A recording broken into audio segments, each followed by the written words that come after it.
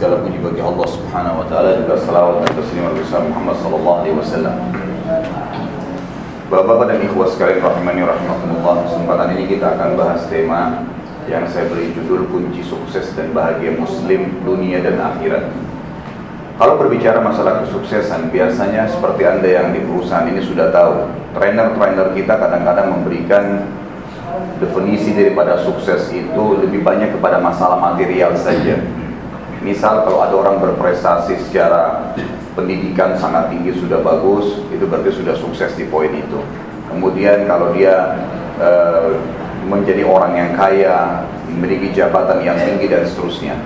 Selalu saya temukan, karena kebetulan saya juga salah satu trainer di beberapa perusahaan gitu, saya temukan hampir sama berputar di kalimat yang satu itu.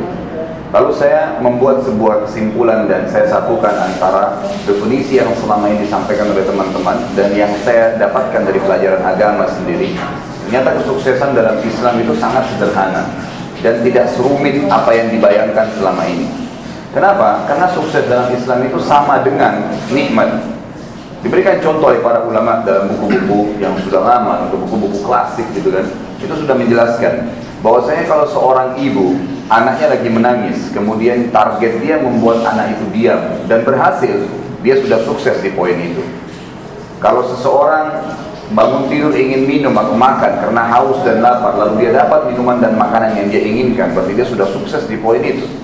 Seseorang punya hajat, ingin masuk kamar mandi, keluar kamar mandi, mau pakai baju, mau ketemu orang, mau bekerja, mau sekolah, apa saja, kapan dia sudah capai target itu, maka dia sudah sukses di poin tersebut. Dan ini kita bisa dapatkan dalam keseharian. Berapa banyak kesuksesan yang kita bisa dapatkan gitu. Seseorang di antara Anda ke kantor, target jam 7 pagi, jam 8 pagi, sampai keluar jam 5 sore, selesaikan kerjaan dan selesai, dia sudah sukses di poin itu. Dan ini semua sama dengan nikmat yang kalau Anda syukuri maka Allah akan pertahankan dan tambah, kalau Anda kufuri maka akan hilang nikmat itu. Baik, tapi yang kita bahas jemaah sekalian rahimakumullah adalah kunci suksesnya yang bisa membuat Anda dalam keadaan nikmat tadi itu gampang mensyukurinya. Tahu kalau ini sebuah nikmat yang saya rasakan gitu. Tapi yang kita katakan kata kunci, bagaimana dalam keadaan susah pun, musibah sedang datang, sedang sakit, sedang kehilangan harta, sedang orang utang nggak bayar, ada kerabat yang meninggal dunia, anak sakit gitu kan, bertengkar dengan istri, beragam macam masalah terjadi. Ternyata Anda masih bisa merasakan itu sebuah kesuksesan dalam kehidupan. Bagaimana caranya bisa seperti itu? Ternyata saya simpulkan semua ini kembali kepada satu kalimat saja sebenarnya. Dan ini passwordnya. Kapan Anda pahami ini, maka insya Allah dengan hakikatnya ya, bukan cuma kalimatnya, insya Allah Anda akan tahu ternyata cara menghadapi masalah, walaupun masalah berat, tetap saja itu akan kita anggap sebuah kesuksesan yang bisa kita keluar darinya. Karena semua yang dikatakan musibah dalam Islam itu adalah masa training untuk kita menjadi lebih baik dari sebelumnya. Jadi bukan musibah sebenarnya, bahasa sederhananya musibah, tapi dia adalah sebuah pendongkrakan bagi setiap individu muslim dari setiap musibah yang datang untuk belajar menghadapi masalah itu dan punya pengalaman, akhirnya dia bisa meningkat lagi kepada level yang setelahnya dari pengalaman hidup di dunia, dan juga tentu dia akan panen pahala di akhirat nanti. Baik, ini sebenarnya ada 3 judul dan ada CD saya sudah terbit. Kunci muslim yang pertama itu berhubungan dengan bagaimana mengenal Allah Azza wa Jal. Kemudian yang kedua mengenal Rasulullah. Yang ketiga mengenal ya kehidupan akhirat yang dijanjikan selain dunia yang kita lalui. Karena kehidupan dunia sudah kita tahu, tapi kehidupan akhirat masih butuh gambaran, sehingga memang kita tahu kita akan ke sana semuanya, dan ini hanya sebentar gitu. Kita mulai dengan yang pertama saja, berhubungan dengan bagaimana mengenal yang saya katakan satu kalimat saja, la ilaha illallah. Tidak ada Tuhan yang berhak disembah kecuali Allah. Apa makna kalimat ini? Dan kenapa saya katakan dia bobot yang paling kuat dalam kunci sukses kehidupan kita? Bagaimana kita bisa dengan kalimat ini menghadapi musibah dengan tenang? Bagaimana pada saat nikmat datang kita tahu mensyukurinya sehingga bertambah nikmat itu?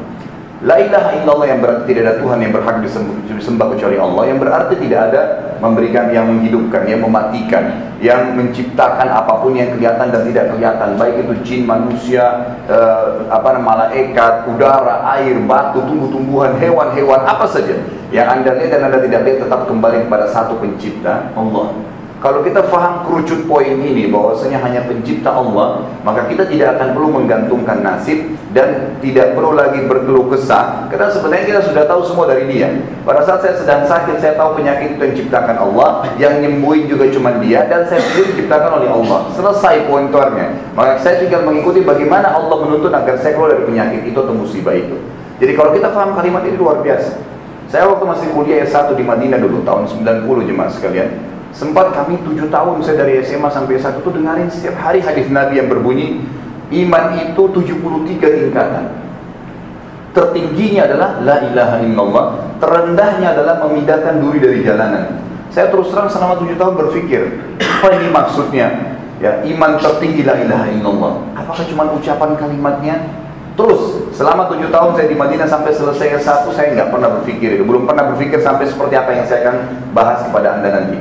Lalu saya lanjutkan S2 juga sama, lanjutkan S3 lagi sama. Saya tetap berpikir apa makna hadis ini gitu. Setelah saya terjun di lapangan dakwah, kemudian saya mulai banyak-banyak baca buku, dengar ceramah-ceramah para ulama-ulama kita dari Timur Tengah. Kemudian saya simpulkan satu bahan kerucut. Ternyata bahwasanya memang la ilaha illallah itu luar biasa. Kalimat simpul yang luar biasa. Karena apapun yang saya lihat dan saya tidak lihat di muka bumi ini, apa yang saya rasakan dan tidak rasakan, itu Dia penciptanya, Allah, nggak ada yang lain. Kalau kita sudah paham ini, tinggal pertanyaan selanjutnya saja. Bagaimana mengenal Allah, kenapa Allah tidak kelihatan, dan bagaimana hubungan dengannya. Ini 3 poin yang akan kita bahas pada pertemuan kita. Baik, untuk lebih jelasnya bahasan kita ini, saya akan buatkan untuk anda dulu 2 kubu. Kubu yang pertama itu, kubu orang-orang yang tidak beriman pada Allah. Banyak orang-orang yang kafir. Dan kubu yang kedua, kubu orang yang beriman, seperti saudara-saudara kita. Dan nanti insya Allah setelah saya jelaskan, anda akan paham, oh ternyata sebuah nikmat besar nih saya bisa mengenal Tuhan saya Allah. Sekaligus nanti akan kita titik beratkan kenapa Allah tidak kelihatan dan bagaimana berhubungan dengan Allah Azza wa Jalla. Kita mulai dulu dengan orang tidak beriman.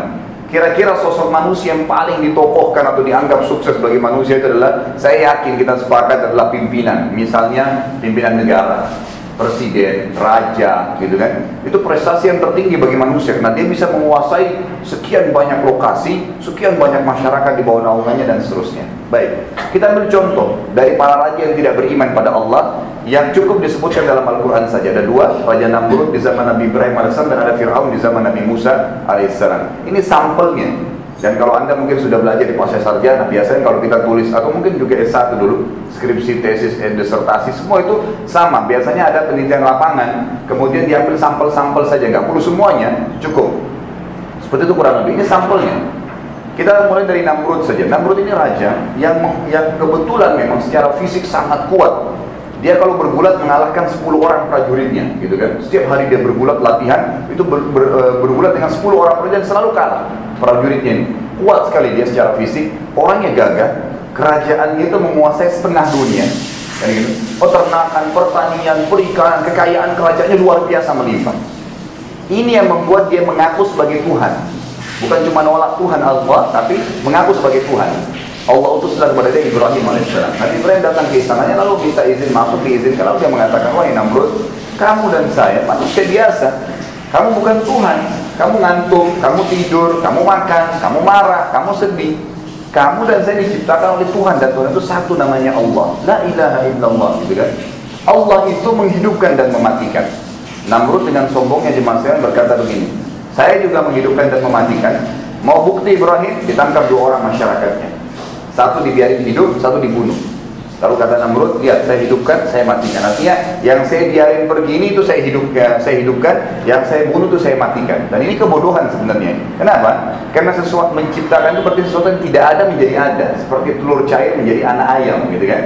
Sperma sama sel telur ketemu jadi manusia kayak kita, bisa teriak, bisa melihat, bisa ngomong, bisa makan segalanya. Biji yang dibuang di tanah tumbuh menjadi pohon kecil, besar, berbuah, berdaun dan bisa dimakan. Itu menghidupkan.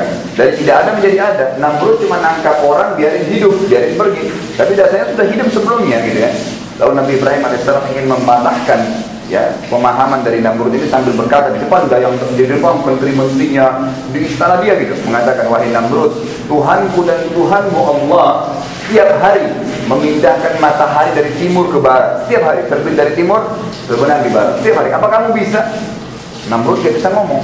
Karena Namrud sendiri memang tidak tahu kenapa dia harus bisa menghirup udara yang dia hirup, sebagaimana yang kita jelaskan nanti. Dia tidak tahu kenapa dia kalau makan kenyang dia harus buang air besar, dia harus buang air kecil kalau sudah minum banyak. Dia tidak tahu dari mana sistem itu ada. Dia sendiri bingung. Dia tidak pernah berani mengatakan bulu yang tumbuh di rambutnya itu di kepalanya dia yang tumbuhkan. Dia hanya mengaku sebagai Tuhan, selesai. Tidak ada bukti-bukti nyata kalau dia Tuhan. Hanya karena masalah secara material duniawi, dia punya kerajaan yang luas dan tidak pernah terkalahkan. Itu saja. Baik, Namrud bingung, mau diapain Ibrahim? Sudah mulai membantah dia sebagai Tuhan, sementara seluruh masyarakatnya akui dia sebagai Tuhan. Dibuatlah api yang besar, sebagaimana kita tahu. Api ini bisa terbakar selama 3 hari 3 malam. Untuk membakar manusia maksimal 3 jam, maksimal itu. Ini 3 hari karena bencinya sama Ibrahim AS. Dilempar Nabi Ibrahim ke dalam api tersebut.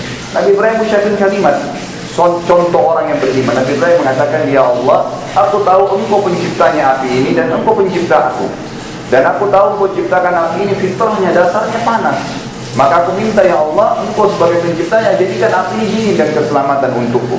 Yang terjadi, Allah dinginkan. Dan kata para ulama, ayat ini turun di 5 kitab yang wajib kita imani. Rukun iman kita terhadap iman kepada kitab-kitab ada 5. Suhuf Nabi Ibrahim, Taurat Nabi Musa, Zabur Nabi Daud, Injil Nabi Isa, dan Al-Quran Nabi Muhammad alaihi wassalatu wassalam. Semua 5 kitab ini turun, dan ayat ini satu-satunya ayat yang ada di 5 kitab ini. Allah mengatakan tentang kisah Ibrahim alaihissalam, a'udzubillahi minasyaitonir rajim, ya naru kuni barran wa salaman ala Ibrahim. Wahai api, jadikan dirimu dingin dan keselamatan bagi Ibrahim. Allah yang menciptakan api menyuruh itu. Setelah 2 hari dibakar jemaah sekalian, itu dihancurin, dipadamkan apinya, dihancurin kemudian dimasuk di dalamnya Nabi Ibrahim AS. Ternyata Nabi Ibrahim AS tidak terbakar. Namrud bingung, mau diapain lagi nih Ibrahim? Dibakar pun tidak mati gitu kan. Dan benar, makin yakin masyarakat waktu itu memang bukan Namrud sebagai Tuhan. Lalu dia besoknya semalam suntuk, dia bingung, nggak tahu dia harus bagaimana kan Ibrahim. Besok paginya Allah hinakan Namrud setelah kejadian dia bakar Nabi Ibrahim AS dengan mematikan Namrud ya dengan seekor lalat. Lalat datang di sekalian, dalam hadis Bukhari dikatakan hinggap di hidungnya. Kemudian diusir sama dia, pergi, datang lagi lalat itu. Begitu terus selama 3 hari dia mati gara-gara lalat. Allah subhanahu wa ta'ala hinakan Namrud dengan seekor lalat. Mau diapain seekor lalat? Mau ditebas pakai pedang? Mau digunakan 100.000 pasukan? Mau gunakan fisiknya yang kuat? Tidak bisa dikalahin lalat itu. Dia tidak bisa kalahin. Mati gara-gara itu. Contoh, sampel yang lain dari Fir'aun. Fir'aun sama Namrud ini jaraknya jauh ratusan tahun. Tapi dia juga mengaku sebagai Tuhan. Ternyata kasuistiknya kata ulama tafsir sama. Dia kuasai setengah dunia, kekayaannya banyak, keturunannya banyak, fisiknya kuat, tinggi besar, orangnya gagah, istrinya cantik, keturunannya banyak, banyak sekali yang didapatkan secara duniawi gitu. Ngaku sebagai Tuhan. Lalu dia buat istana, kamar tidurnya dia kebetulan Firaun itu di sebelah sungai Nil tinggi sekali, seperti menara gitu. Jadi kalau dia keluar di teras kamarnya, dia bisa lihat kota Kairo gitu. Makanya dia mengatakan apa? Dalam Al-Quran, Ana Rabbukumul A'la. Saya Tuhan kalian yang tinggi. Karena dia pikir dari kamarnya dia bisa lihat Kairo. Hanya itu saja, sebatas manusia biasa dia berpikir. Nabi Musa AS datang juga sampaikan kepada dia, tetap nggak mau, tetap ngaku sebagai Tuhan. Musa mengatakan, kau manusia biasa wahai Fir'aun. Contohnya kata Musa, mau lihat, dilemparlah tongkatnya Nabi Musa jadi ular. Waktu jadi ular depannya Fir'aun, itu ularnya Nabi Musa nyerang-nyerang. Fir'aun mengatakan, wahai Musa, berhentikan, kalau tidak dia akan matikan saya. Kata Musa, kalau begitu kau manusia biasa. Buktinya kamu takut dengan ular yang saya pegang. Ini mukjizat dari Allah gitu ya. Tetap nggak mau ngotot. Dan Fir'aun paling suka jemaah sekali menghina air. Selalu dia mengatakan dalam Al-Quran, tajri min tahti anhar. Coba lihat di bawah istana saya ini, air sungai Nil sedang ngalir. Dan itu takluk dengan saya. Allah hinakan, ditenggelamkan di lautan. Laut merah nggak bisa bergerak apa-apa. Ini air yang kau hina, coba kamu selamatkan dirimu. Nggak bisa. Mati. Dan Allah kekalkan jasadnya untuk jadi pelajaran bagi kita. Sampai hari ini di Ramses ya, di Kairo itu ada di museum jasad, jadi bisa kita lihat. Contoh ini sampel dari raja. Kita ambil contoh yang lain dari manusia yang tidak beriman pada Allah. Misal dari ilmuwan yang paling terkenal di barat, ilmuwan yang menolak ada Tuhan namanya Allah, itu adalah Darwin. Darwin membuat teori bahwasanya sebenarnya intinya menolak Tuhan ya. Di antara teori yang terkenal adalah mengatakan manusia dari kera. Sebenarnya bukan cuma manusia dari kera, dia mengatakan semua ini ada terjadi begitu saja. Dan dia mengatakan ada 4 benda dasar yang tidak ada dasarnya. Laut, tanah, api, udara, air. Ini 4 ini kalau sudah bentok dia nggak tahu dari mana asalnya, kembali ke salah satu 4 ini. Lalu kalau bentok itu dia katakan ini tidak ada asalnya. Contoh, murid-muridnya sempat tanya, Kalau hewan darat dari mana? Dari hewan lautan. Hewan lautan dari mana? Karena terlalu banyak beragam, dia nggak tahu harus menjabarkan. Dia bilang dari tanah yang ada di lautan. Kalau udah tanah nggak bisa dibantah. Ini teorinya. Tapi yang paling terkenal dia mengatakan manusia dari kera. Gitu kan? Darwin pernah satu kali waktu dia mau ngajar di kelasnya jemaah sekalian, dia tulis dalam bukunya di revolusi itu, dia tulis ada halaman 17, masih dalam bahasa Inggris sebenarnya. Dia sempat mengatakan, satu waktu saya ingin pergi mengajar murid-murid saya. Tiba-tiba saya menemukan di tengah jalan ada seekor burung merak yang menghadang saya. Burung merak ini subhanallah dengan izin Allah menghadang Namrud, menghadang Darwin, kemudian mengepakkan sayapnya, keluar warna-warni. Namun kebiasaannya si Darwin ini selalu nyari, kalau ada dilihat hewan misalnya kadal, dia cari yang sejenis dari hewan lautan, boleh katakan dari sini asalnya. Muridnya main percaya saja gitu. Lalu dia bingung, dia sampai kelas dan akhirnya dia tulis dalam bukunya dan kekal itu, ditulis sampai sekarang masih ada dalam bukunya. Allah jadikan itu kekal yang kita jadikan pelajaran. Dia bilang, saya masih terus muak kenapa burung merak yang menghadang saya jalan ke kelas, saya tidak tahu dari mana asalnya. Pernah terjadi jemaah sekalian perselisihan antara pengikut Darwin yang dukung manusia dari kera dengan orang-orang Nasrani di Amerika yang tidak mengaku itu, yang mengatakan ada Tuhan namanya Allah. Jadi ada ribut sampai hampir perang dua kubu ini, sampai masuk ke pengadilan. Waktu masuk di pengadilan jemaah sekalian, hakimnya bingung gimana caranya menghakimi ini.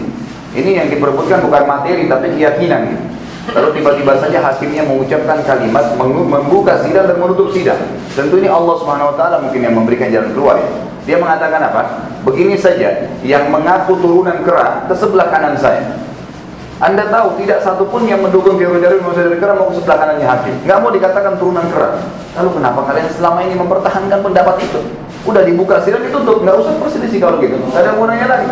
Karena yang mendukung pun teori Darwin tidak mau mengaku turunan kera, gitu kan? Ini contoh dari ilmuwan. Kita ambil contoh lagi satu sampel dari manusia agar sudah melengkapi. Dari golongan raja sudah ada, dari ilmuwan sudah ada. Sekarang dari para pemikir.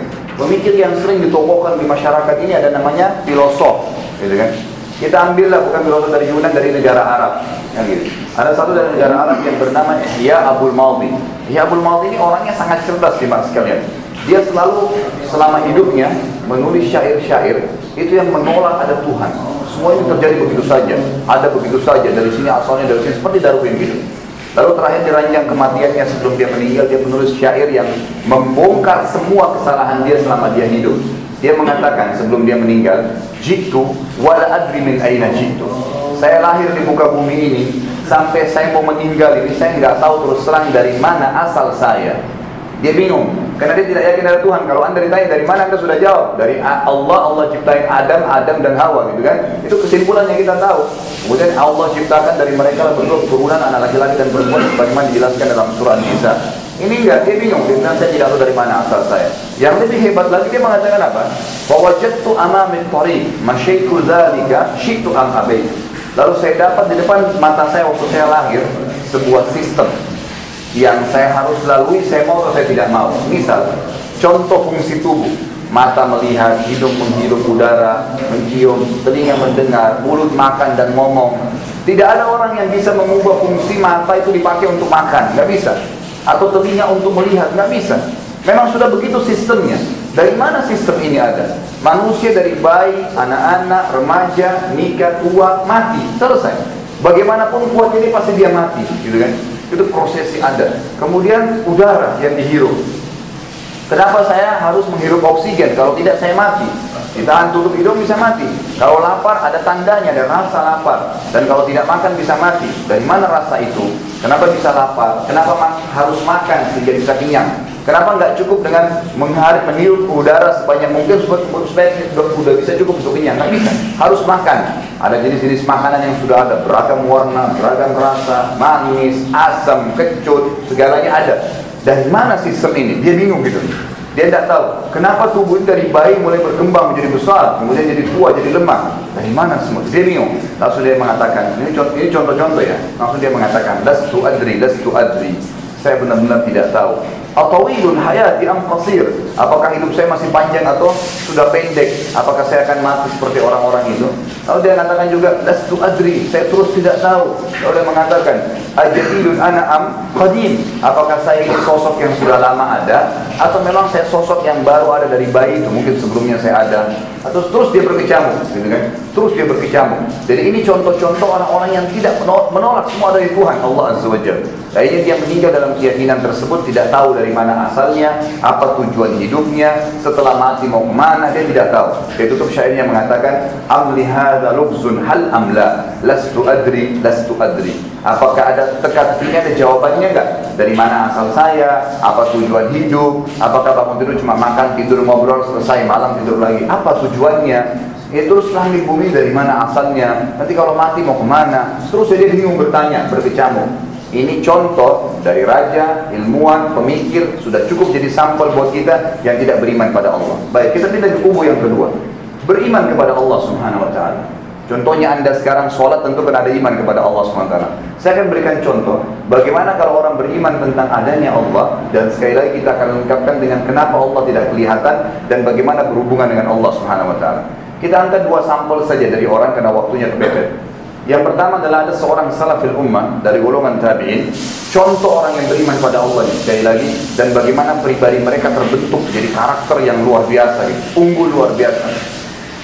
Dia lagi makan di kemahnya di padang pasir, zaman dulu di zaman tabi'in setelah sahabat, lagi makan, kemudian tiba-tiba ada orang datang bawa informasi mengatakan, ya fulan, yang lagi makan dia ngomong nih, anakmu dibunuh orang, anak kamu dibunuh orang. Tahu apa yang terjadi? Orang ini tadi mau nyuap makanan di mulutnya, berhenti dengan sangat tenang. Lalu dia mengatakan, inna lillahi wa inna ilaihi raji'un. Lalu dia kembali makan. Orang ini yang tadi dapat informasi anaknya mati ditusuk orang, kembali makan. Yang bawa berita penasaran. Dia mengatakan lagi, ya fulan, anakmu ditusuk orang, mati. Bayangannya orang yang bawa berita ini bongkar nasinya, lari, kelabakan, panik. Enggak. Dia berhentikan lagi tangannya, dia mengucapkan kalimat yang sama. Inna lillahi wa inna ilaihi raji'un. Kami milik Allah, kami akan kembali kepada Allah. Kembali makan lagi. Yang bawa berita penasaran, yang dia kali, ya fulan, anakmu ditusuk orang, demi Allah, saya lihat dengan mata kepala saya darahnya nyucur, mati. Langsung dia sama lagi, dia lepaskan tangannya, tadi lagi sambil makan, sambil ngobrol, sambil apa makan. Langsung dia mengatakan, inna lillahi wa inna ilaihi raji'un. Kembali makan lagi. Yang bawa berita penasaran, dia bilang, ya fulan, ada apa sebenarnya? Berita yang saya sampaikan ini berita kematian anak kamu ditusuk orang, bukan mati di atas ranjang, tapi ditusuk orang. Yang saya bayangkan adalah Anda akan berdiri membongkar makanan ini, Anda akan panik dan Anda akan membalas dendam kepada orang yang membunuh atau bahkan kerabatnya dan sukunya. Langsung kata dia apa? Perhatikan jawabannya orang yang beriman pada Allah. Dia mengatakan, kami adalah kaum, kelompok orang yang beriman tentang adanya Tuhan Allah. Dan Allah Tuhan kami memerintahkan pada saat musibah sedang datang, yang paling pertama kami ucapkan adalah kalimat istirja. Inna lillahi wa inna ilaihi raji'un. Itu ajaran paling pertama yang kami diajarkan, dan saya sudah ucapkan karena itu musibah anak saya mati. Sementara, perhatikan jawaban ini ya, anak saya dibunuh oleh orang itu karena ajalnya sudah datang. Nggak ada hubungan dengan dia ditusuk orang.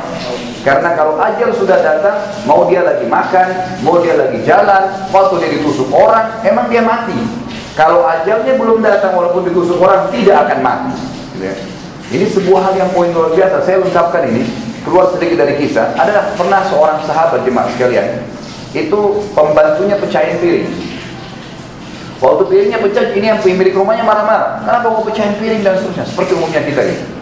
Baik, setelah itu sampai berita kepada Nabi Muhammad SAW. Waktu sampai kepada Nabi SAW mengatakan apa? Jangan kau marah dengan pembantumu, karena piring yang dipecahkan oleh dia memiliki ajal, batas waktu yang Allah tentukan, gitu kan? Jadi seperti kita kalau makanan ada batas pembuatannya, ada expire-nya. Emang begitu.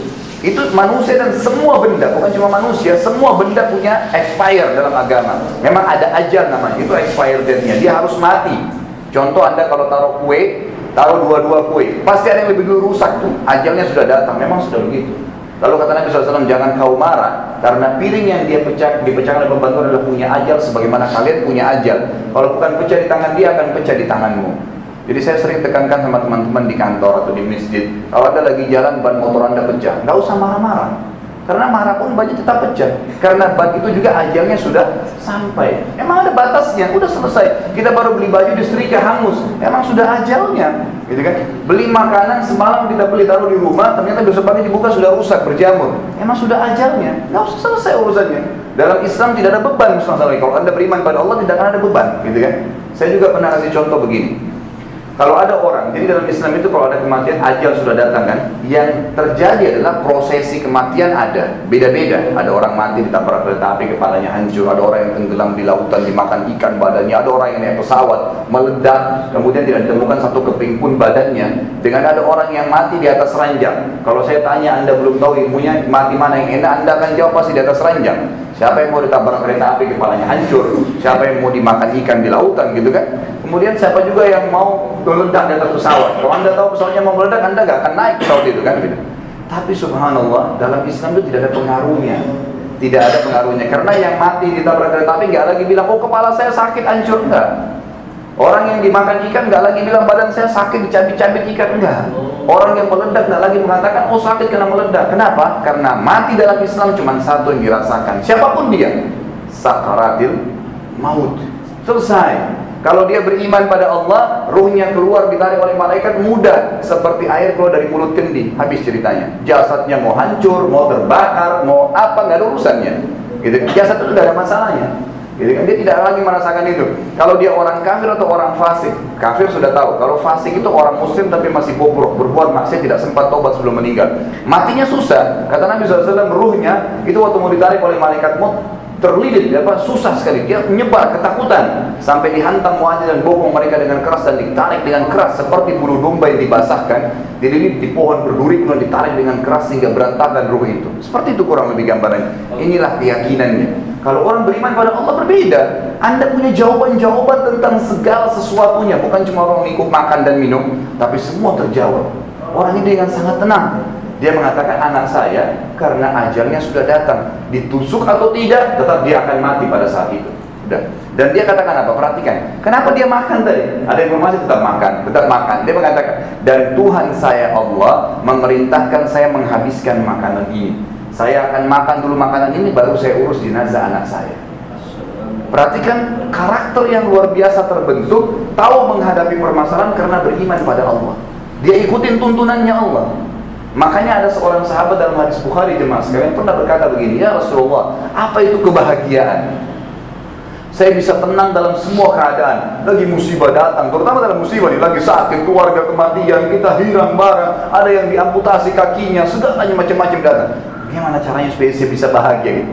Kata Nabi SAW satu kalimat, Qur Rabbi Allah thumma astaqim. Ikrarkan dengan lisanmu, dengan fikiranmu, dan yakini dengan hatimu tidak ada Tuhan selain Allah. Ada Tuhan tempat kamu bersandar, yang menciptakan kamu, yang menciptakan cobaan yang sedang menimpa kamu, dan yang akan bisa mengeluarkan kamu dari cobaan itu hanya Allah Subhanahu Wa Taala. Ikrarkan itu dengan fikiran, lisanmu, dan yakini dengan hatimu.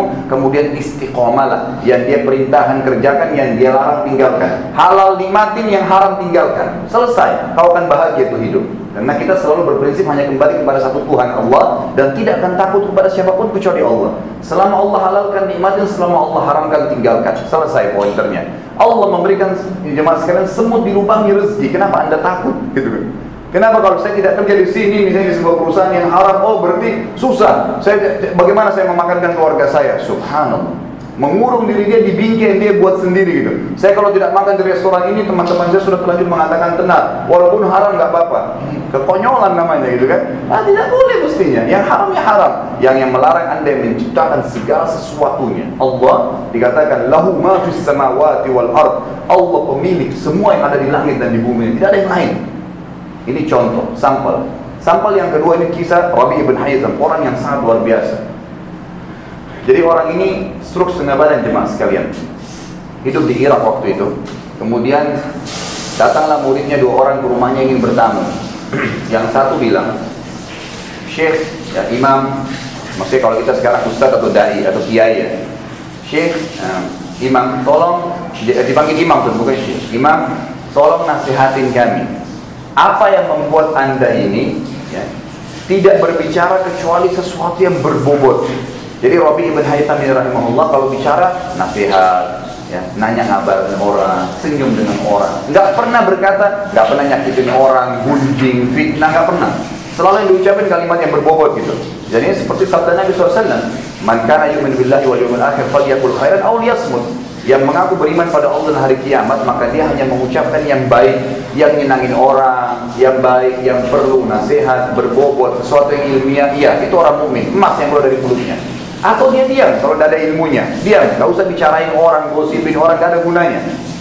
Orang ini begitu. Kata dia apa jawabannya? Perhatikan, sekali lagi orang beriman pada Allah terbentuk karakternya. Dia mengatakan, wahai muridku, apakah kalian masih ragu bahwasanya Tuhan kita Allah telah menitipkan di pundak setiap kita Raqib dan Atid. Raqib yang mencatat amal baik dan Atid mencatat amal buruk, dan semua tercatat oleh keduanya dimanapun kita berada, gitu kan?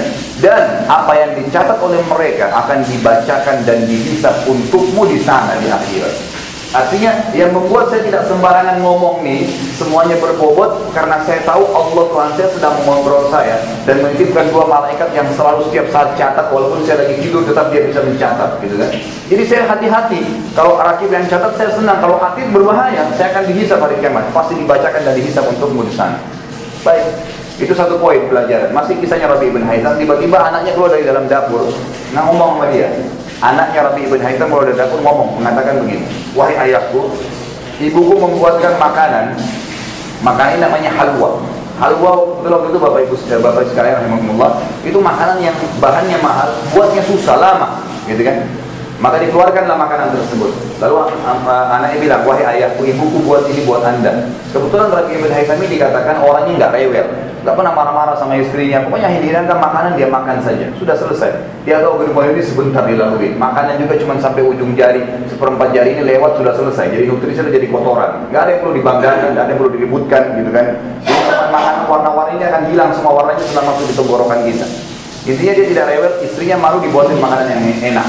Dipotong-potonglah halwa itu, baru saja dia mau makan, tiba-tiba ada yang ketuk pintu rumahnya. Dia kasih isyarat anaknya suruh buka pintu rumahnya. Dibuka. Waktu dibuka dimasukkan di depan pintu itu ada orang gila. Rambutnya berantakan, pakaiannya kotor, tidak pakai sendal. Lalu dari mulutnya itu netes air liur. Pemandangannya tidak nyaman. Orang gila. Dia minta dengan isyarat tangan minta makan. Rabi' ibn Haytham kasih tunjuk anaknya, memberikan isyarat suruh ambil kue ini, halwa ini, kasih orang gila ini. Diambillah sama anaknya Rabi' ibn Haytham. Harapan dia, orang gila ini ambil satu potong. Begitu tiba di depan pintu, orang gilanya lihat makanan ini, diambil semua, dimakan semua. Sampai habis, anaknya Rabi' ibn Haytham ini melongo melihat ini makanan susah buatnya, bahannya mahal gitu. Diambil makan, dilempar piringnya, nggak terima kasih, pergi. Orang gila. Ditutuplah pintu, anaknya Rabi' ibn Haytham kembali ke ayahnya, lalu dia berkata, wahai ayahku, semoga Allah menjaga anda. Tadi itu yang minta-minta depan pintu, orang gila. Ini tolong digaris bawah yang apa dia ucapkan sekarang. Dia mengatakan dia tidak tahu nilainya makanan yang sedang dia makan. Kalau tadi anda suruh saya ke dapur ngambil nasi kah, roti kah, mungkin dia makan. Dia tidak tahu sembarangan aja dia makan. Yang penting laparnya hilang gitu. Kenapa anda suruh halwa? Halwa ini susah dibuatnya, mahal. Ya, buatnya susah, harganya mahal, dan ibu saya buat khusus buat anda gitu. Dengarkan jawabannya Rabi' ibn Haytham. Orang beriman pada Allah berbeda. Dia mengatakan, ya waladi, illam yadri, fallahu yadri, lan tanalu birra hatta tunfiqu mimma tuhibbun. Kalau dia tidak tahu, wahai anakku, itu terjemahannya, maka tidak usah khawatir, karena Allah tahu nilainya makanan itu. Tidak masalah siapa yang terima, tapi bobot keikhlasan pada saat kita beli itu yang penting. Itu yang Allah nilai. Jadi saya bisa saja berinfak sepotong roti lebih besar pahalanya daripada saya berinfak dengan kue tar yang mahal. Kenapa? Karena keikhlasannya yang diminta oleh Allah, bukan yang lainnya. Jadi nggak penting siapa yang terima, gitu kan?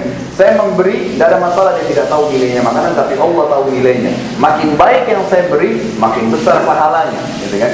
Ini penting ya. Makanya saya pernah atau saya sering jelaskan juga, kalau ada datang di antara anda di sini di masjid kemudian mengatakan ini proposal masjid Pak, bantu. Misalnya butuh 1 miliar, baik semuanya pada nyumbang 1.500.000 terkumpul uang. Sebulan kemudian anda dengar orang itu bohong, nggak bangun masjid. Anda nyesal nggak? Nggak usah nyesal. Tahu kenapa?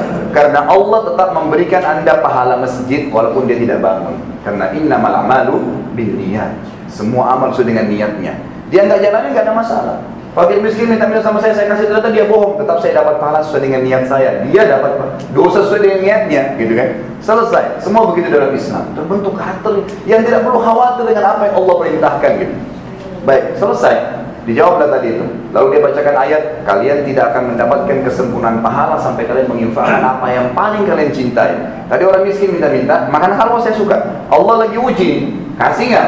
Dikasih yang terbaik, saya kasih dia. Selesai. Lalu kemudian masuklah anaknya, muridnya bertanya lagi, wahai imam, ada 4 kasus sama dia. Ini kasus yang ketiga ya. Kasus pertama tadi pernah masalah bagaimana dia bisa menjaga ada raqib dan atid. Kasus kedua adalah adanya orang gila yang minta makanan. Kasus ketiganya adalah muridnya bilang begini, wahai imam, bagaimana caranya supaya amal soleh kita ini bisa diterima oleh Allah dan sempurna pahalanya? Nanti saya terima, hari kiamat banyak pahalanya. Kata dia satu kalimat, alaikum bil asrar. Jawaban artinya gini, rahasiakanlah amal soleh kalian. Jangan ceritakan sama siapapun. Contoh, Anda sholat tahajud tadi malam misalnya, tiba-tiba syaitan kadang-kadang bisikin tuh di kuping kita, ini pegel-pegel badan saya. Teman-teman tanya kenapa? Tadi malam saya tahajud, gitu kan. Jadi cerita tentang ibadahnya.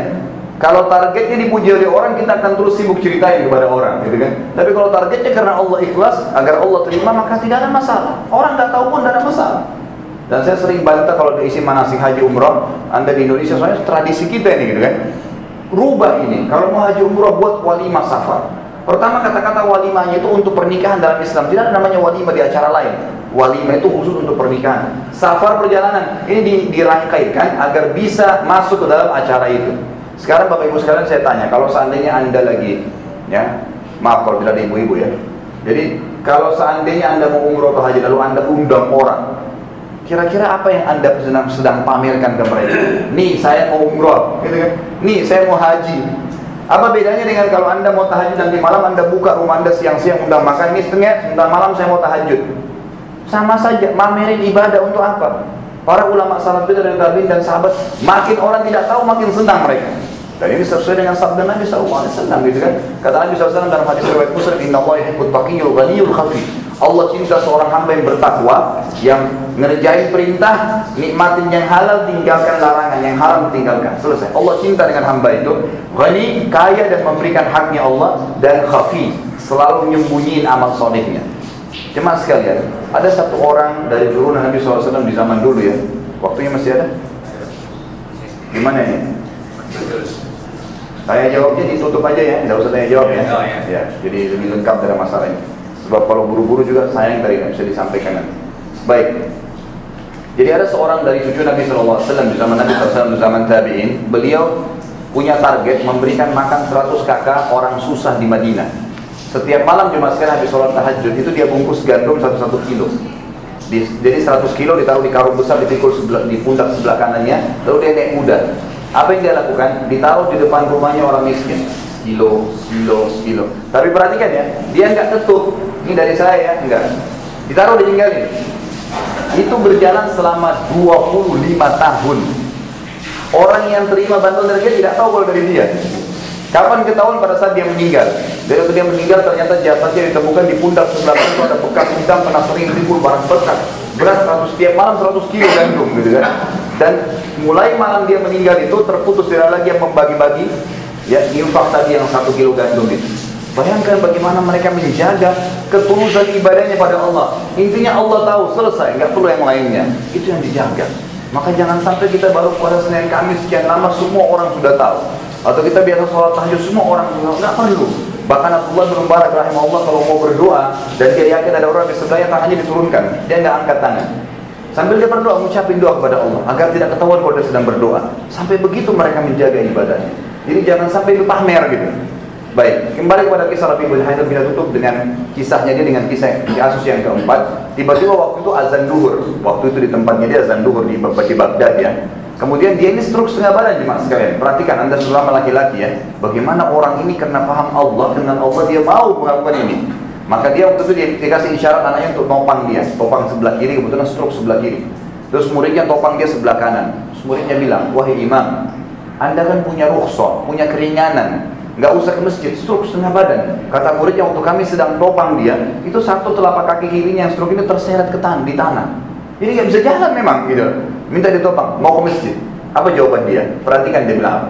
Wahai muridku, aku mendengarkan kalimat muadzin mengatakan hayya 'alas shalah, ayo kita sholat, hayya 'alal falah, ayo menuju kepada kemenangan. Lalu aku sholat di rumahku, demi Allah aku akan datangi masjid walaupun aku harus merangkak. Karena yang panggil bukan muadzin, Allah sebenarnya melalui lisannya muadzin, gitu kan? Karena muadzin kan cuma jalankan kalimat-kalimat itu. Yang susun itu kalimat siapa? Allah Subhanahu wa taala kan sedang manggil kita. Ayo menuju sholat, ayo menuju kepada kemenangan. Kenapa tidak dikerjain? Dia mau datangi walaupun merangkak karena besarnya fadilah menuju ke masjid, maka dia lakukan itu. Bagaimana dengan Anda yang saya dan Anda tidak pergi ke masjid, gitu ya? Ini contohnya. Dan ini cukup banyak, ada ratusan kisah berhubungan dengan masalah ini. Orang-orang yang beriman pada Allah terbentuk karakternya yang luar biasa. Baik, sekarang dua kubu ini sudah mulai jelas bahwasanya orang yang tidak beriman jadi kacau balau hidupnya. Dia tidak tahu apa tujuan hidup, dari mana asalnya dan seterusnya. Orang yang beriman malah tahu apa target-target hidupnya, bagaimana dia harus berbuat baik. Karena kalau Anda patuh pada Allah, Allah selalu perintahkan yang baik kok. Berkata jujur, ya, kemudian berbuat baik dengan orang tua, dengan tetangga, dengan teman, senyum dengan muslim, bantu orang miskin, baik dengan tetangga, semua baik-baik. Dilarang dalam zalim, dilarang mengambil haknya orang, dalam caci maki, dalam fitnah, dalam ghibah, dilarang. Jadi kalau Anda beriman pada Allah, Anda menjadi pribadi yang unggul tuh. Kena akan jujur, akan baik, akan santun, akan semua Allah perintahkan itu. Dan itu dijanjikan pahala. Kalau Anda lakukan yang haram, maka Allah hukum dengan dosa dan hukum ada dari kiamat. Jadi terbentuk pribadi yang luar biasa. Tinggal pertanyaan sekarang. Baik, saya beriman Tuhan saya Allah. Bagaimana saya tahu atau bisa nggak saya lihat Tuhan saya Allah? Anda perlu tahu jawaban ini penting ya. Pertanyaan ini penting. Jadi Allah mengutus jemaah sekalian 124.000 nabi. Sebagaimana dijelaskan dalam hadis riwayat Muslim, waktu Abi Dzar bertanya kepada Nabi SAW berapa jumlah nabi dan rasul, Nabi mengatakan 124.000. Di antaranya ada 313 rasul. Bedanya nabi sama rasul, kalau nabi itu seseorang yang Allah utus mengingatkan kaumnya apa yang disampaikan oleh nabi dan rasul sebelumnya, tidak membawa syariat baru. Kalau rasul membawa syariat baru, menghapus syariat sebelumnya, gitu kan. Jadi harus begitu. Musa datang atau Isa datang, rasul menghapus syariatnya Musa. Semua yang mengaku pengikutnya Musa harus ikut kepada Isa, kalau tidak dikatakan kafir. Nasrani mengatakan Yahudi kafir karena kasusistik definisi rasul ini. Anda juga Muslim mengatakan Nasrani kafir, kenapa? Karena Rasul yang datang. Memang sebenarnya seorang Rasul bukan Nabi, ya, bukan cuma Nabi tapi Rasul, gitu kan? Semua Rasul pasti Nabi, tidak semua Nabi Rasul. Jadi dia juga Rasul. Berarti dengan datangnya syariat Muhammad SAW menghapus syariat Nabi sebelumnya. Wajib mereka iman. Kalau tidak kita katakan mereka kafir. Karena itu kelengkapan beriman kepada Allah Subhanahu Wa Taala. Baik.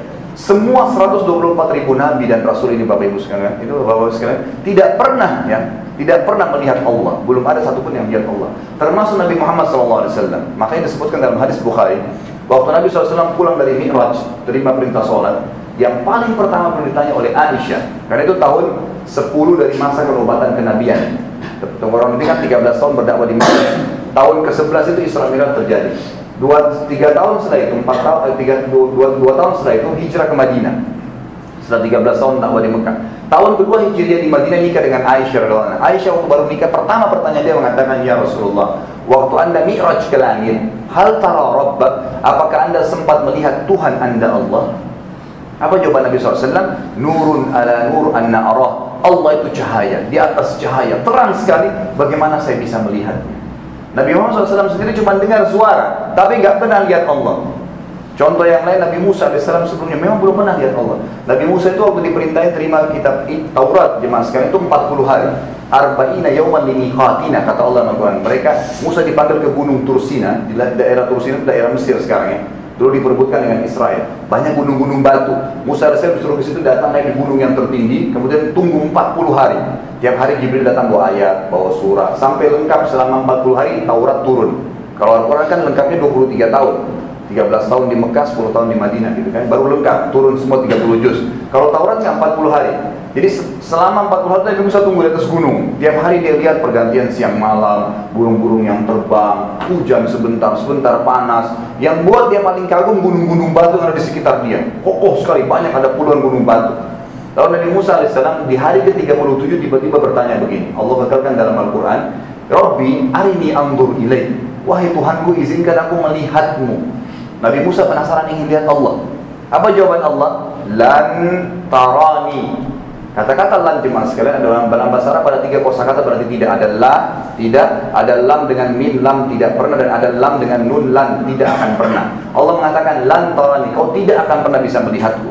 Tapi Allah tidak mau kecewakan Musa. Lalu Allah mengatakan, "Walakin unzur ilal jabal, fa in istaqarra makanahu fa sawfa tarani." Coba lihatlah gunung-gunung batu di sekitarmu. Kalau gunung-gunung batu itu mampu menampung kedatanganku, kau akan bisa melihatku. Apa yang terjadi? Allah lanjutin, "Falamma tajalla rabbuhul jabal." Waktu Allah baru niat mau datang, gunung-gunung itu semua ja'alahu dakka, bertabrakan, hancur lebur depannya Musa alaihissalam. Batu terangkat, gunung tabrakan, hancur lebur. Nabi Musa langsung pingsan. Wa kharra Musa sa'iqa. Lalu Allah mengatakan, waktu Musa bangun langsung mengatakan, amantu billah, saya beriman kepada Allah Subhanahu wa taala. Baik. Sekarang nabi-nabi juga tidak pernah lihat Allah. Alasan pertanyaan selanjutnya, kenapa Allah tidak kelihatan? Kita simpulkan dengan ini. Ternyata jemaah sekalian, Allah itu sangat besar sehingga tidak bisa kelihatan. Makanya Anda kalau salat Anda mengatakan Allahu Akbar, Allah Maha Besar. Kenapa dikatakan itu? Ada alasannya. Kata Nabi SAW, bumi yang kalian tinggali dibandingkan dengan langit pertama di atas kepala kalian, yang Allah ciptakan 7 lapis langit. Sab'an shidada, yang kokoh. 1, 2, 3, 4, 5, 6, 7. Kita di bawahnya langit itu. Langit yang kalian lihat ini namanya langit dunia, kata Nabi SAW, langit dunia. Perbedaan antara bumi kalian dengan langit pertama ini seperti cincin dibuang di padang pasir. Lepasin cincin, lempar di padang pasir, tidak akan kelihatan karena luasnya padang pasir. Seperti itu langit. Makanya kita berputar-putar di bumi ini tidak pernah lihat ujungnya langit. Bahkan ada miliaran bintang secara ilmiah terbukti jaraknya sekian juta tahun dari bumi, itu masih di bawah langit pertama.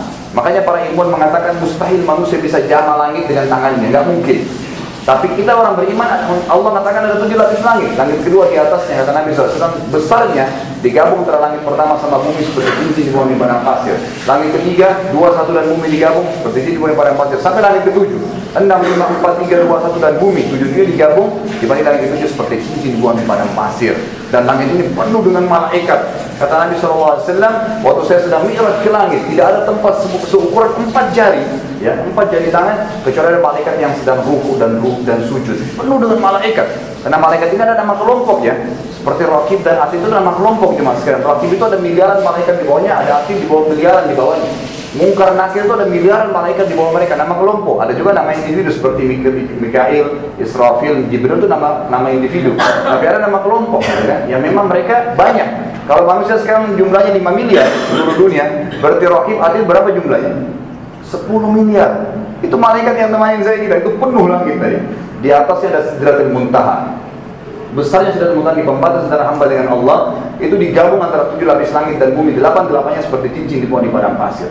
Di atas Sidratul Muntaha Allah ciptakan sebuah lautan. Anda kalau tanya dari Anda ada di mana sekarang? Luar biasa, dasar lautan dan kecil sekali gitu kan. Maka di atas ada lautan. Kalau Anda ingin baca dalam Al-Quran sering ada ayat wa kana arsyu al-ma, sehingga sananya Allah di atas air, gitu kan.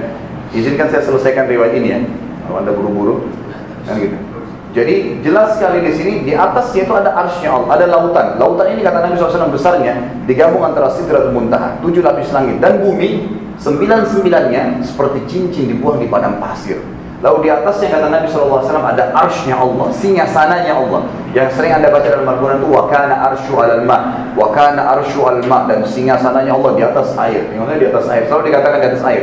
Air ini kata Nabi SAW arsy-nya Allah yang ada di atas lautan itu, kalau mau dibandingkan besarnya, digabung antara lautan tadi, Sidratul Muntaha, 7 lapis langit dan bumi, 10-10-nya hanya seperti cincin dibuang di padang pasir. Jadi kita mustahil bisa melihat Allah, nggak mungkin karena besarnya. Kita lihat ke matahari saja mata kita bisa rusak, gitu kan? Itu makhluknya Allah. Apalagi melihat Allah Subhanahu Wa Taala. Maka kata Nabi SAW, Allah di atasnya jauh lebih besar daripada itu. Makanya kita mengatakan Allahu Akbar. Anda mungkin sudah hafal ayat kursi, ya? Sering Anda ulangi, apa itu ayat-ayat tanda-tanda atau info dari Allah. Kursi itu bukan tempat duduk kayak kita ini, tapi dalam bahasa Arab kursi itu adalah pijakan kaki raja di singgasananya. Jadi kalau raja mau naik ke singgasana ada pijakan, itu namanya kursi dalam bahasa Arab. Ayat kursi berarti info tentang pijakan kakinya Allah di singgasananya. Yang sering Anda baca apa? Wasi'a kursiyuhu. Apa itu wasi'a? Telah menutupi kursiyuhu, pijakan kakinya saja Allah. As-samawati wal ardh, seluruh langit dan bumi. Pijakan kakinya saja Allah, nggak bisa kita lihat. Apalagi mau melihat Allah Subhanahu Wa Taala. Memang nggak bisa. Tetapi kita tutup jemaah sekalian dengan lalu bagaimana saya berhubungan dengan Allah? Dengan satu jawaban. Kalau anda mengingkari Allah, ini Tuhan saya. Menyembah selain Allah kafir, mempartisipasikan Allah dengan makhluknya, jimat, patung, kuburan, apa saja, itu namanya syirik. Allah nggak butuh itu. Allah mau kita langsung connect dengan Dia. Kata Nabi SAW, mintalah dan komunikasilah dengan Tuhan kalian walaupun kalian meminta tali sendal kalian yang putus. Minta kepada Allah langsung, ya Allah, ya Allah. Nggak butuh waktu, nggak ada operator, nggak ada proposal yang ditulis. Semua kata-kata tiba-tiba disampaikan, Allah langsung sampaikan. Allah memberikan apapun yang kita inginkan, tinggal prosesnya saja. Baik, bagaimana saya berhubungan? Jawabannya di bawahnya Allah. Cuma ada satu cara, ibadah. Ini cara berhubungan dengan Allah. Sholat, puasa, zakat, haji, takziah, ziarah kubur, semuanya ini adalah paket yang Allah buatin untuk berhubungan dengan Dia. Contoh yang paling dekat adalah sholat tadi Anda kerjakan. Allahu Akbar, Allah Maha Besar. Mulai baca iftitah. Wajjahtu wajhiyya lilladzi fatara as-samawati wal ardh. Saya mengarahkan wajah saya kepada Zat yang mengurus seluruh langit dan bumi ini. Masuk Al-Fatihah. Alhamdulillahi Rabbil Alamin. Segala puji bagi Allah, Tuhan alam semesta. Ruku, subhana rabbiyal azim, maha suci Tuhanku yang maha agung. I'tidal, sami Allahu liman hamidah, gitu kan. Maha suci Allah yang telah mendengar semua hamba yang memujinya. Kita mengatakan Rabbana walakal hamd, wahai Tuhan kami segala puji bagimu. Sujud, subhana rabbiyal ala, maha suci Tuhanku yang maha tinggi. Semua komunikasi dengan Allah Subhanahu wa ta'ala. Ini ibadah. Nah, ibadah ini jemaah sekalian perlu Anda ketahui satu rahasianya. Agar bisa diterima sama Allah, harus seperti yang Allah mau, bukan yang Anda mau. Masalahnya kita di Indonesia ini mau ibadah tapi semau kita. Nggak bisa. Harus seperti yang Allah mau. Anda kalau kerja di perusahaan kayak di sini, jamnya masuk jam 7 keluar jam 5 sore. Pagi masuk jam 7 keluar jam 5. Kalau Anda datang jam 9 keluar jam 2, dipecat, gitu kan? Nggak bisa. Itu peraturan manusia. Bagaimana peraturan Allah? Memang sholat harus masuk waktu, tutup aurat, harus menghadap kiblat, harus wudu, harus ini dan harus gitu. Kalau nggak diterima. Dan sama juga sama. Dan jangan pernah berbuat ibadah yang tidak pernah ada tuntunannya. Bagaimana supaya bisa seperti Allah mau? Allah sudah turunin dari langit. Ini ada wahyu, ada Al-Quran, ada sunnah. Jangan keluar dari dua referensi utama ini. Siapapun Ustaz bicara depan Anda, kerjakan ini kaum muslimin. Tanya, Ustaz ada ayat, ada hadisnya nggak? Pernah nggak dicontohin sama Nabi dan sahabat? Kalau nggak pernah, Allah nggak terima. Karena Allah sudah turunin buku pedoman. Yang gitu. Ikuti referensi ini, maka tidak akan salah ibadah kita insya Allah. Bagi mas sekalian, izinkan saya tutup dengan salah satu substansial daripada ibadah ini, yaitu doa. Kan banyak kita di sholat, puasa, tapi saya ingin doa. Karena doa ini sering ada pertanyaan dalam pengajian. Baik, saya berdoa sama Allah, sampaikan hajat, curhat dengan Allah. Dari mana saya tahu kalau doa saya diterima? Saya sudah berdoa, dari mana saya bisa tahu doa saya sudah diterima? Kata kuncinya satu nih, Bapak Ibu sekalian, adalah datang dalam bentuk sinyal. Kita tutup dengan ini ya, dalam bentuk sinyal. Contoh, Anda ajukan proposalnya kepada Allah malam hari sujud, ya Allah sembuhin penyakit saya, ya Allah mudahin rezeki saya, ya Allah mudahin jodoh saya. Lalu Allah ACC yang diterima. Tidak ada permintaan haram, tidak ada makanan minuman haram, dan juga tidak tergesa-gesa dalam ucapin kalimat, dalam tunggu jawaban, maka Allah terima. Besok pagi Bapak sedang ngomong sama teman-teman, sampai ngomong masalah penyakit, saya sakit sesak nafas, mah saya kronis, apalah kanker dan segala. Tiba-tiba teman kita bilang begini, tahu saya ada dokter yang bagus di sana. Kalau kita ke dokter itu, konsultasinya cocok, resep dikasih cocok, sembuh. Saya tanya, apakah dokter sama obat yang sembuhin? Demi Allah bukan. Itu jawaban doa Anda. Anda minta disembuhin, Allah tuntun ke dokter yang pas dan obat yang pas, gitu kan? Minta dikasih rezeki, tiba-tiba teman bisa ada yang tawarin kerja di satu perusahaan, tiba-tiba ada yang ajak kerjasama. Anda tangkap sinyal itu, Anda tangkap berarti doa yang sudah Anda minta kepada Allah. Bodoh kalau ada orang mengatakan sampai meninggal, saya sampai tua tidak menikah karena jodoh saya tidak datang. Itu omong kosong. Berapa banyak orang yang Anda tolak? Jodoh pasti akan datang kepada siapapun, tinggal kita istikharah kepada Allah atau tidak. Sampai orang lumpuh saja Bapak Ibu Bapak sekalian itu tangannya putus, kakinya putus, kita lihat di TV, itu masih punya istri dan istrinya Masya Allah baik. Kenapa dia tangkap sinyal jodoh itu? Kita kadang-kadang terlalu rewel. Mau yang putih, mau yang tinggi, mau yang begini, bidadari dari surga. Jadi gak bisa ketemu-ketemu. Ya Allah mudahin jodohnya Allah urus nih. Ini perempuan cocok buat kamu, pakai jilbab misalnya atau apa. Tinggal istikharah, baik gak ya? Itu. Ini enggak rewel, nggak mau ya Allah. Tolak lagi. Yang bisa datang lagi satu sinyal, tolak lagi. Ribuan orang ditolak, yang tak nikah-nikah gitu kan. Nah, padahal dunia ini cuma sebentar. Jadi fahami, kalau Anda komunikasi dengan Allah, yang paling luar biasa kalau berdoa atau lagi Anda minta kepada Allah, datang dalam bentuk sinyal. Semua itu ada. Tiba-tiba ada teman yang tawarin kerja, itu sinyal. Oh, saya minta rezeki sama Allah. Tangkap. Ada yang tawarin jual mobilnya, saya nggak ada duit mau beli mobil. Tapi siapa yang gerakkan dia datang tawarin ke saya? Baik, sebentar ya, telepon teman saya yang lain. Jadi broker dapat persen, dapat uang. Ada rezeki di situ. Tinggal peka nggak nangkap sinyal dari Allah Subhanahu Wa Taala. Karena Allah memang tidak komunikasi langsung dengan kita, kan gitu. Dan Allah akan kita lihat nanti pertama kali jemaah sekalian di surga. Ya, kita akan lihat di surga. Makanya ulama mengatakan dalam buku-buku tentang surga, nikmat terbesar di surga adalah melihat wajahnya Allah Subhanahu Wa Taala. Mungkin begitu kurang lebih yang saya bisa sampaikan, dan mohon maaf saya ambil waktu, mudah-mudahan bermanfaat. Mudah-mudahan dari Allah SWT. Kalau ada salah dari saya, mohon dimaafkan. Subhanakallah wa bihamdika, asyhadu an la ilaha illa anta, astaghfiruka wa atubu ilaik. Wassalamualaikum warahmatullahi wabarakatuh.